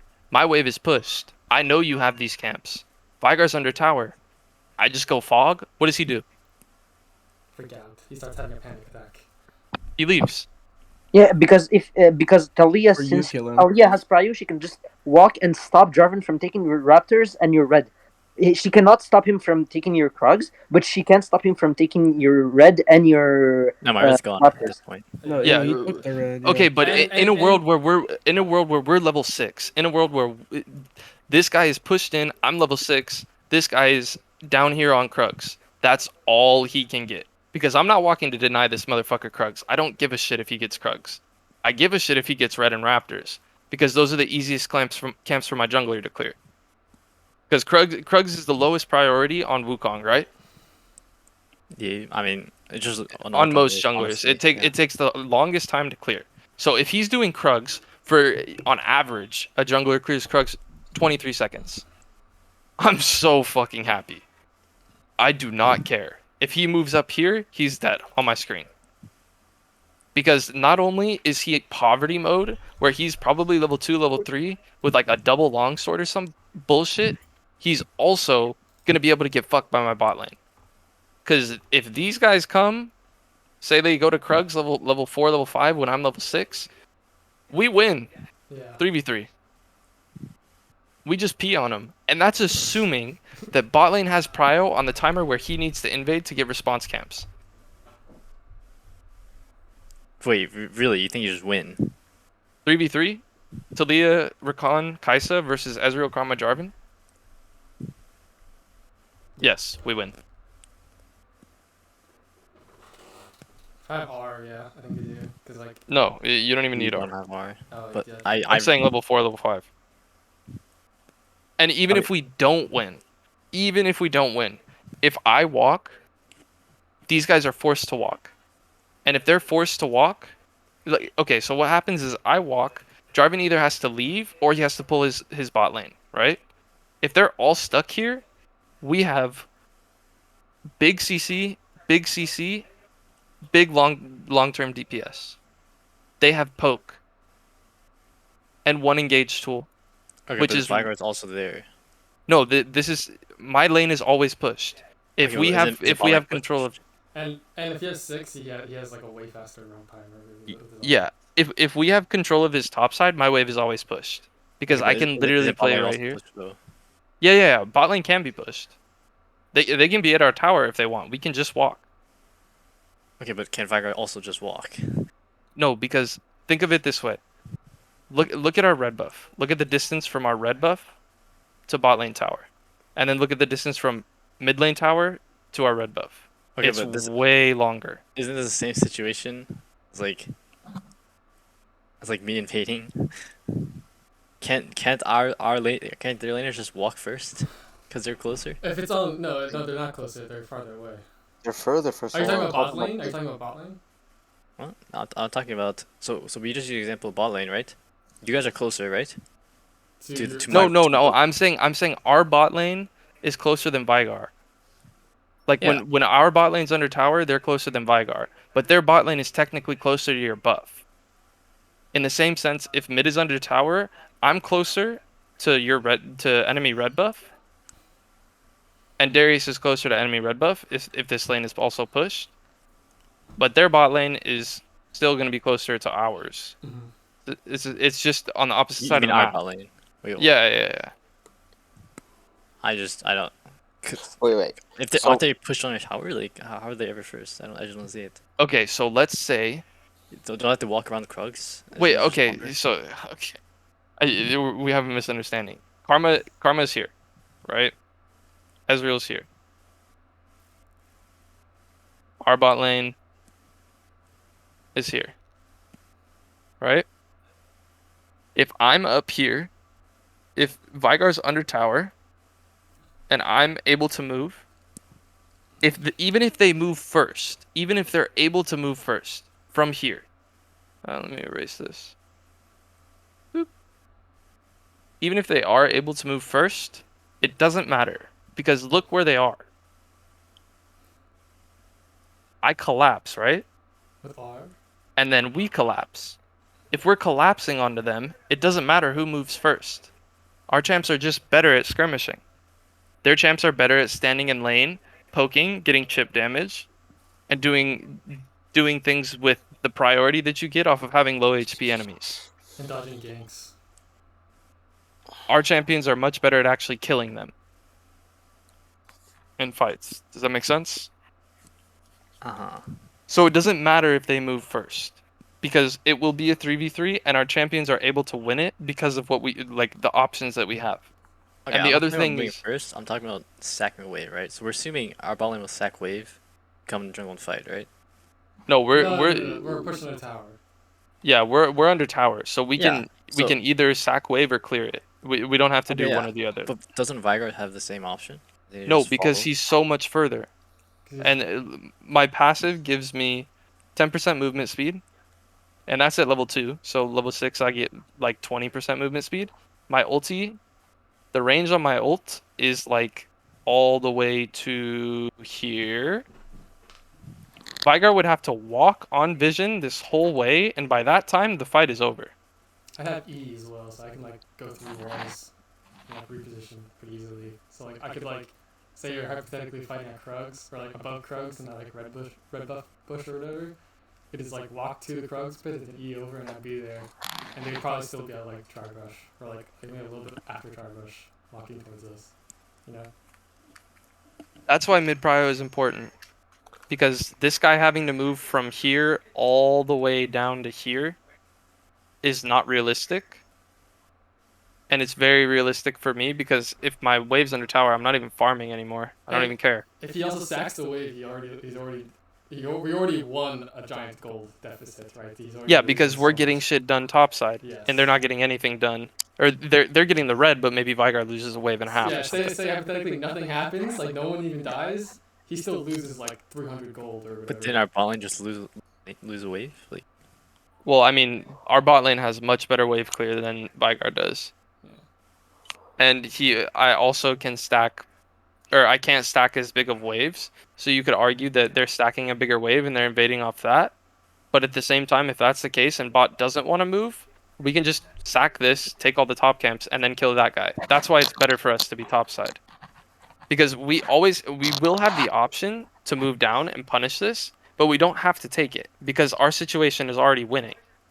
okay, but then like let's say, well, this is what happened. So let's say like now I want to play for drags, Okay. and now but I just isolated my bot side. Like, But why are we playing for dragons? well, why do we not want drags? Like, I mean, who fucking cares about drag? If we're getting top tower at 10 minutes and then having Rift Herald, we can just break bot tower or mid tower whenever we want with Rakan pressure and Darius pressure. I don't think we give a fuck about a drag. Also with like, with Herald, couldn't we just like, we could sack a few drakes and then with Herald we just control by like taking towers, maybe mid, maybe top. Sacking top Yeah, side first. for if sure, and then we can go back to bot side. We can Like also we I mean, lane you swap, can which is another thing, right? We you can can say, lane swap, but you could also you could also like take back like after you split jungle, you can go back to farming your own jungle. It's just like you have to like have the thing set up. So like let's say you only want to do the first herald. You take the first herald, you do that, right? You sack a drake or drag or two in the process. Then you can just swap back. Okay, but aren't I just giving them a win con at this point? Don't they want to extend the game? in every situation, it's harder for us to fight dragon than it is for us to accelerate top. What wins games? Towers. Nexus. Nexus. We don't get Nexus by taking dragons. We get Nexus by killing towers. And towers give gold. Dragons don't give gold. If we're able to accelerate the game to a point where Darius is strong enough, it doesn't matter how many dragons they have, because once they have 2, we already have the big enough lead to where they can't fight us anymore. So it doesn't matter if they want the first 2 dragons. We don't care about the dragons. We're ending the game. Like we get to the point in this game, we have 2 dragons. We're 10k gold up. They even got first dragon, and we don't give a fuck. Ever. We just take control of their jungle. Like, I'm pretty sure this is a timer where I just said, all I said here is, this guy cannot clear this fucking ward, kill him now. And we just killed him. Because of gold lead. This is illegal. You can't do this. That's the type of shit that a gold lead gets you. Dragons just... You don't think I he's mean, just mispositioning? well, I mean, he's griefing. But if So he's this is- if he's I mean, this is stronger... not even the gold lead, though, I feel like. What do you mean? He's level 9 with Can he fucking just Gore EQ out Drinker. here? Like, I don't... Okay, okay, the point I agree is, with gold lead, yeah, sure. he never dies if we're not 40 CS up. I mean, you're almost 2 item. How much gold do you have? You have 7,100 gold. He has 5k. This is legal if he has the same amount of gold as you. He can just piss and take the ward, and he never Okay. dies. But because we're so fucking far ahead, it doesn't matter if Karma is here. It doesn't matter if Cho'Gath is here. Anybody could be here, and we can still fight it. For example, I am doing the same thing on the opposite side of the map. There was like Veigar, Karma, and Ezreal there. I was taking the blue buff in front of their R's, and they can't stop me. Like they see me, they cannot stop me. I'm just doing this. Like, and Karma was there, and it's just like I have a gold lead. He doesn't. He cannot walk up. I can. Okay, so what I'm trying to say is, like, with these gold leads, I can still generate them without going for invades. That's why I'd rather just play for the lane. Okay, so let's think about it. Did you actually generate gold leads this game? Or did we just win because mid-top are better? I Because, mean, like, before this point in the game, we are 8-2, you have 2 KP. yeah, so there's no point in me going for... so at this point, there's no point in me going for invades. We already have winning, no? No, that you should use you should use us Okay, being I mean, yeah, strong. that's true. You should use I us should being be strong. against camps, yeah, I should be denying camps. But what I'm saying is, like, let's say... But can the bigger point, because what you're saying, like, I understand what you're saying, but the bigger point is, can you rely on Oxy and Seijo gapping enemy players to this point to win games? Is that an actual win condition? yeah. Or is that we are just better than this team? It's not about we have this lead, so it happened anyway, so it doesn't matter. The point is that these guys are fucking dog shit. And we have to find ways to be able to win games when the people that we're playing aren't dog shit.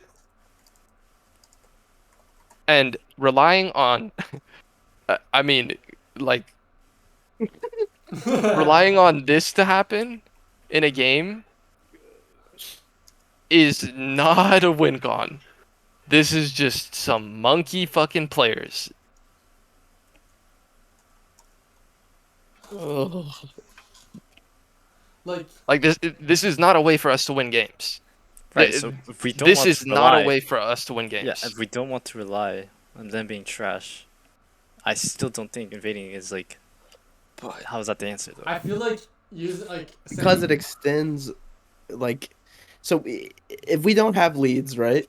How can we create leads when all of our lanes are perma pushed in?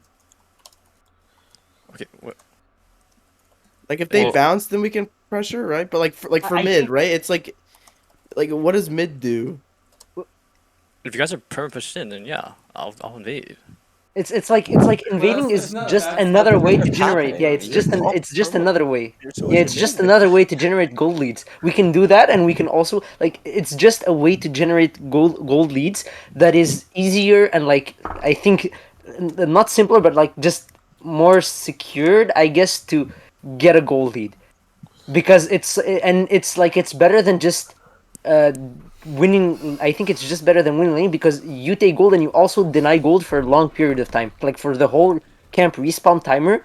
You deny like that gold to the enemy and you also get it.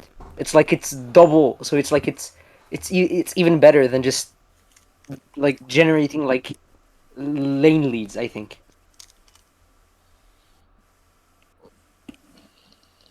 so other than that, the main reason that it's important that we take advantage of these timers, is because, like what Seijo said, what does Talia do? Well, I get you prio, and I try to make plays with my jungler. That's what my champ wants to do in the early game. That's all I'm capable of. I'm Wait, not so, capable of. wait, And you go don't ahead. think Talia can like scale and peak hair late? I mean, No, she versus can. Vigar, it's useless though. He's just Really? better. Well, It's well, fucking the it's other thing that Vagar. the Bro, other the thing thing that I is, don't think you realize is this game is very, very, very hard for Talia to play if it's even game state. If I'm I playing agree. Yeah, against if I'm they playing just against sit back. Vigar Jarvan, and they have their timers that they can use on me, if I don't have a good support, or if my jungler isn't like on the same page as me, I'm not happy. Yeah, you're I just can't hold dead perma prio. over and over and over again. The way that we can combat that, the way that we can guarantee my constant prio, is by fucking this guy's whole game. If we fuck this guy up, you have Thanos. Yeah, and you're not gonna fuck Vagar over. No, we're never fucking killing this guy Yeah. unless we force him to misplay by forcing an invade or forcing a top dive or forcing a mid dive or something. But mid dive is very hard against Vigar. So that's it. Or relying on him being a bad player, which is coin flip and shitty. Yeah, I mean we can't rely on that. Yeah, It's it's that's not a impossible. thing. Yeah, it's not impossible. So to answer your question more specifically, yes, I do think Talia can scale. I do think that she's good in certain scenarios. Talia is horrible this game. I do nothing if I'm not ahead. Yeah, and if you're not playing towards her strengths, you're playing 4v5. Talia wants to play short range. She wants people to come into her. None of these guys do what I want them to do. So if we want to win this game, we use my early strength over Vigar's to punish their early weaknesses. Because every other champion is fine in this game. Darius is cool, I guess. Like, this is even a bad game for Darius, but if he gets a big enough lead, it doesn't matter. I'm similar. If I get a big enough lead, it doesn't matter. And I have winning mid matchup, Darius has winning top matchup. So because of that, we're able to look for opportunities that otherwise we wouldn't be able to. If, for example, I'm playing against Syndra, this play is not possible. We can't invade on that timer. Yes. We can find other timers, but if this Vigar is a Syndra, it's not happening. Does that explain a bit more? Mhm. Okay. So this is like the main reason that I said we can still learn a lot from it. Like even if they're fucking terrible, it doesn't really matter that much, especially at this level, because we want to find ways to abuse them. And the way that we abused them this game is not proactivity. We were not proactive this game. We were reactive, and we abused them because they're shit. So like us having a what is it? We have a 1.5k gold lead, probably 2k by the time Darius takes the top plate. Almost 2k gold lead. We have made one play. And this play only works because the first play worked, or because of the first solo kill. So by the time we have our 6.5k gold lead, or not 6.5k gold lead, nearly 2k gold lead, it's 7 minutes, and we're ahead. That much, and we've done nothing Like if we had basically. played this game the same way, but they were better skilled players, we probably would not have any of this. No, we would lose 100%. No, We would've like lost. what I was saying is like if that was Oxy top from 3 days ago, you guys would have lost this game because Oxy would not have won top, by the way. And like that was like a main reason you guys won this game. You guys would not have won the game if Yeah, Oxy like- did not win. I think the So, way we played this game was not optimal. Looking at it again, this is not a proactive play from us. This is reactive. They make a mistake. I'm able to punish, so we get the kill. Watch Oxy walk back and forth for like an hour and a half. Too. Yeah, but it was because of the Talia wall. Yeah, Look, I know. It's so funny. I was there for comms, and I remember just watching you. I was like, I'm like, Mhm. stop playing, and this wall is fucking me. Like, I don't know where to click to walk because both walls are like blocked, and it's like the system was bugged. So again, another kill, reactive play. This is Cho'Gath being bad. Jesus Christ. It has nothing to do with us being proactive, except we were probably gonna dive, which would have been good. Same thing again, bot lane. Our next kill, reactive. They engage, we die. And then for the next, like, I want you guys to watch the minimap. Let's show our vision. Watch the minimap and see what they're capable of, because we don't do anything. Like here, what's the point of being bot? Oh, I just wanted an XP for 6. Okay, your Krugs are up, your red is up, your Wraiths are up. Go do your Yeah, camps. but I mean, the wave's coming in. I'll just clear a couple. Wave isn't coming. Wave's gonna freeze. Kinda is. Rakan can hold freeze, so it doesn't like matter if wave's coming. I don't think And I then- can hold this. Yeah. I mean, them having to crash is like Rakan steps up, so Vygar's back gets delayed, so I get mid prio. If you had already done these two camps right now, like you wouldn't have gone bot. You would have just done these camps. We would have 30 extra seconds instead of me just getting prio for nothing and like walking around aimlessly. This We turns played for into Rift play. these top camps, Rift Herald, top tower. It's like this is like very like basic like general knowledge about like pressure and like where to play around the map and like I think like right. I wouldn't say that. I It's mean, not that sounds basic, very. it's not No, it basic. sounds very No, condescending as well.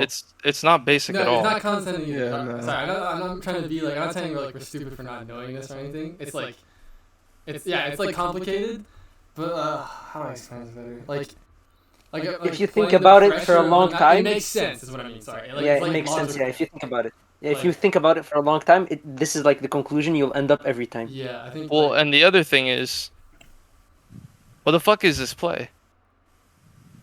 yeah, like, Look my resources. Look at me. The whole game is played based off of mid tempo, guys. I have to reset here. I have to clear this wave. I fucked up. Actually, I think right here, after the invade, I should have just reset reset. Yes. because my wave was fine. Just pushing back into. I remember that. But because I stay, I end up fucking myself for the next like while, and I say out loud, "Yo, guys, I fucked up." Vygar has pressure for the first time in the game. The single time that Vygar has pressure in this game, we're making a mistake and we're dying to it. I get my recall. I said out loud, Vygar has prio. I have to reset. I'm fucked. And then we die. And then you guys grief. Yeah. All you have to do is be under tower. Let me get back on map. Wukong does his 2 camps, and we go into top side, and the game's fucking over. True. No? True. Yes. That makes sense. This is completely grief. Everything here. Playing up, taking trades. I mean, we died with almost full HP to a Karma W, by the way. Mhm. We died to Karma W. So because of this, we have no vision on map. We have no control of anything. I actually take this guy's Raptors. Darius walks in, gets fucking... We have crazy vision because mid-top are hard stomping the game. And then I'm looking for dive. Because I know this is our timer. I just fucked up mechanically. I haven't played that much Talia, but Yeah, yeah, that was funny to watch actually. yeah. But like this is our timer. This is where Wukong should be. We should be killing this guy. We should already have Rift. Top tower should drop, and then we should have mid tower. Yeah, yeah. If you haven't like those 30 seconds that were like bought, you could have been there for the dive together. Or you could have been the one taking the Raptors instead of Thalia. I mean, look at the play start timer. You don't really want Crux, right? No, I mean, I feel like just run straight red. Like, Yeah, we you could, just I think what I'm trying to say as well is like we could analyze every single person's role in this game as well and see what they could have done better. Because I know for a fact I could have done better if I coordinated and like thought about the map pressure more. so the issue with doing that is it takes a lot of fucking time. No, yeah, I know. But That's for a different time. This is just like overall team shit. yeah, Like understanding mid conditions are fucked. I can't. I'm saying we're I focusing can't a do lot on anything. Michael and like other people did like very similar shit. You know. Okay, but listen, jungle is the most important role in competitive. It's the way you generate advantages, and I mean, on top of that, mid is also important.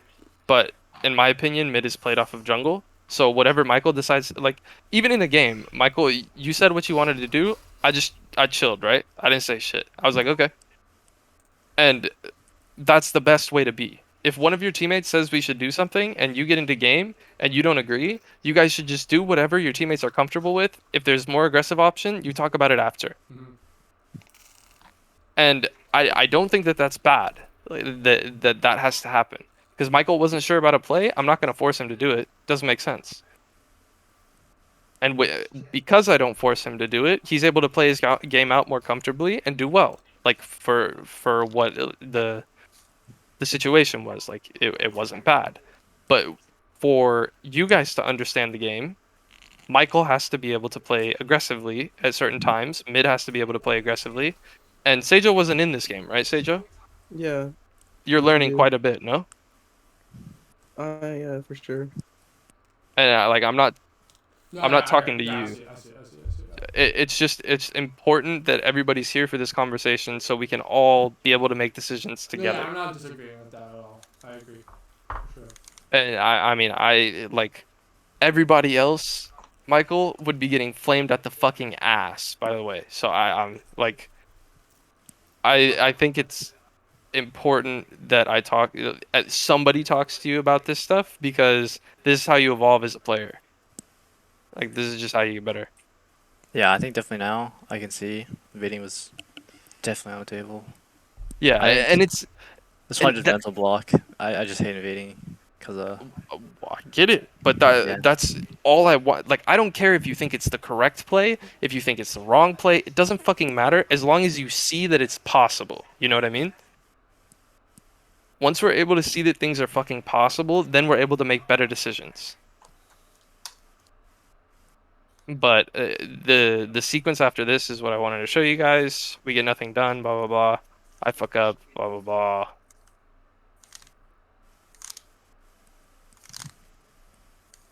And then we're stuck in like this weird game state where Rakan wants to set up Herald. Wukong wants really bad. to. Yeah, this was bad. I mean, again, we're fighting into the wrong side of the map. Like we killed Cho'Gath. Cho'Gath is dead. We have Herald up. We have numbers on top side. We have control. We're stronger. All my top games are up too. The only issue is that we're playing to the wrong side. It's okay that Reels is down. It's okay. These two can win the game for us. Or top two. And then on top of that, we're not doing too bad in jungle either. Like Wukong is getting to the point where he can't be dealt with by Jarvan. They need a lot more. So, and I'm pretty sure in game I said this is bad, guys. You need to be careful. Just because of that. It's not about like you guys are fucking up because we don't have vision or anything. You're just on the wrong side of the map. We get top TP. So top tower doesn't break for a while. They get free dragon, whatever. They get mid prio again. We get push, and then I'm dead. Same reason. If we had controlled top side, like, I'm playing against Jarvan Vigar. I have to flash here if they're mid. Like, guys. we need to drop a pink and river or something. And it's egregious that we're at 11 and a half, almost 11 and a half minutes, and you don't have your relic shield. Yeah. That's fucking terrible. We have to recognize what side of the map is actually strong and how we can utilize it. Because here, I'm like, I don't know where anyone is. I kind of have a pink ward here. Maybe I can push this. But no, I can't. And then fucking Cho'Gath just pops out of nowhere too. I mean, yeah, Cho'Gath, like, everybody's here. The whole gang is here. And I didn't hear anything. I didn't have any vision or nothing. Like, Yeah, I remember after that. I don't know who it was, but somebody was like, can we please call Mia? Mia? Yeah. Wait, somebody said what? Michael said, I think "Yo, it guys, was Moxie. I think it was Michael that said it to Oxio. It was like, "Yo, can we call Mia?" Because like I was watching the stream and I was like, "Wait, why the fuck is Cho'Gath here?" I'm so confused. Like, is he not just losing like 30 waves? I mean, And a what's Yeah, that that's word? when- No, he that's when just I gets pictured- dove. He yeah. just gets dove. But like, this shouldn't happen because we should have already had this tower. So Cho'Gath should be here. We should have full lit up jungle. You should have fucking your relic shield because you don't suck, right? And then I don't die here. And yeah, I think the reason why I couldn't like take top turret like way before is because I was scared of walking up. Like if they all three come up, Nah, like bro, it has nothing to do with that. It's because we didn't play to you. You didn't do anything wrong. Shut the fuck up. It's not about you. Everybody else fucked you over.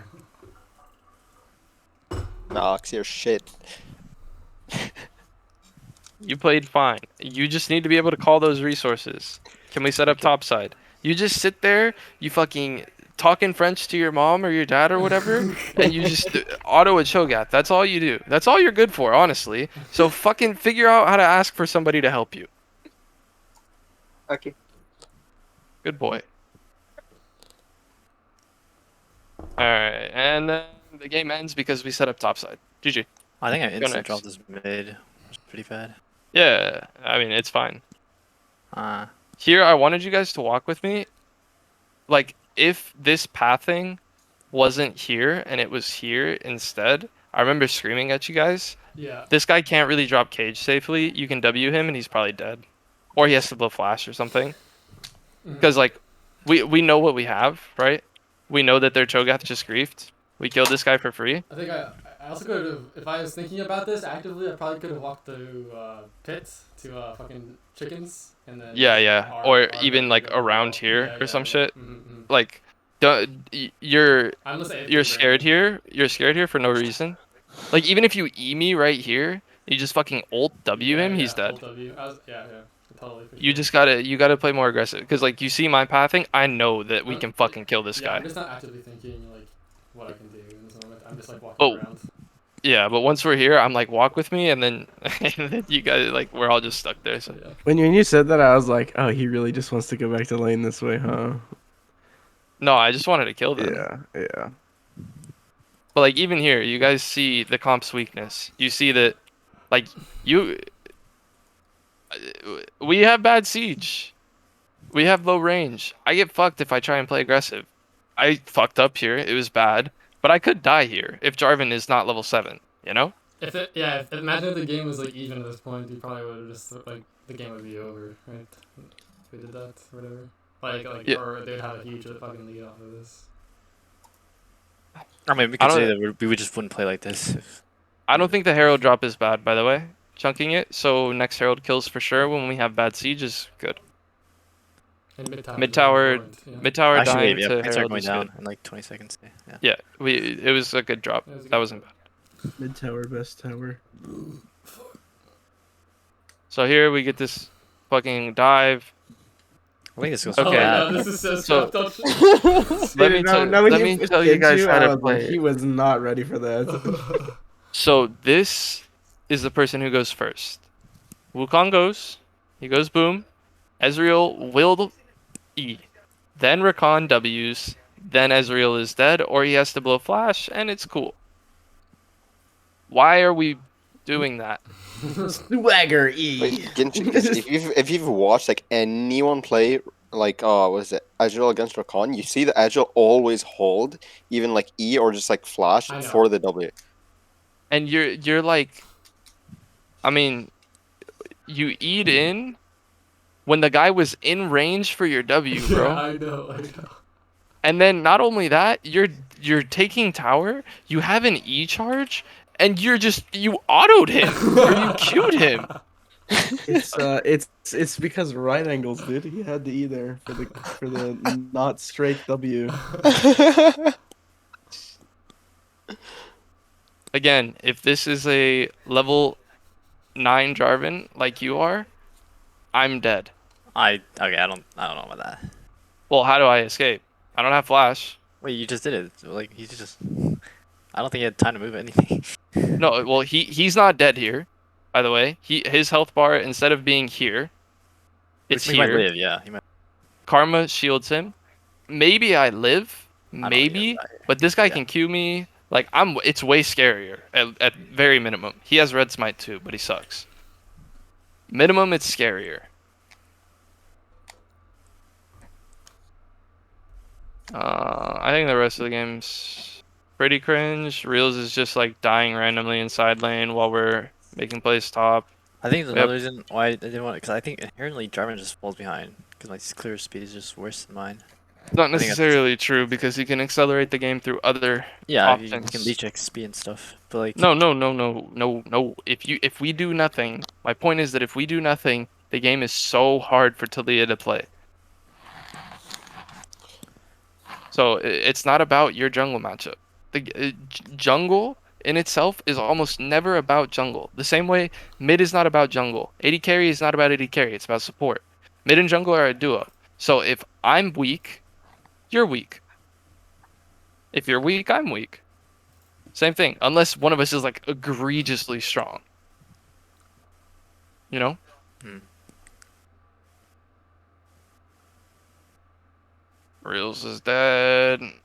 This is a wonky play. I don't know what the fuck Jarvan was doing here. Oh, never mind. So you wanted to walk around this way?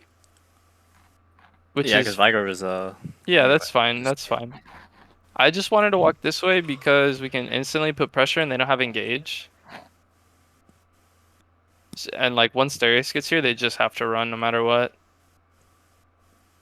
I don't think it's bad to go for flank, but just What if you guys walk through Batra there and then they're like next to him when he cages? they're all it's too dead. bad. Really? I think. You don't think you're dead? Look at the timer that I walk up. Okay. Darius is behind. I think at least you're dead. Maybe I get Cho'Gath queued. I die, but then they all die. Or they blow sums and we get dragon. So it's like probably not great that I go here. But at the same time, it's just like if we're all here, This fight is like 100% won because I have like Flash and Ghost and I'm like Omega Fit. It's like if Yeah. I'm there, there's no way they'll live or get Dragon. Like even if he dies, even if it's like it's only me versus 4 of them, if they blowed like ults and summoners, they all die. Like I only need like one hook and I kill everybody with Ghost. Like they can't run away from me. So what I'm thinking when I walk into this is the only way that they stop Darius is Vigard Cage. Yeah. If I can bait Vigard Cage, we win. And that's all I'm thinking. Like I don't even care about my life here. Get my 150 gold shut down. I don't give a fuck. You get his life for Pakistan. We get Darius. I mean, we get Vigard Flash too. Like it's maybe not the best play for me to make, but that's just what I was thinking at the time. This will don't force me to flash. This flash is shit. Don't do this. Fight's already won. You don't want to use Ghost and Flash when you don't have to. Yeah. I just graded for more. I want like to go for quadra kill montage. Point. Yeah, it doesn't matter. It's And not then- and relevant then- to the game. Yeah, and In then the solo wall, queue, I'm go like, ahead. yeah, okay, I see. Yeah, In comp, 'cause I don't. was just like, fuck this wall, man. I just want to get over it. Yeah. Should have not used flash. I should be so dead here. Yeah, game's done at this point.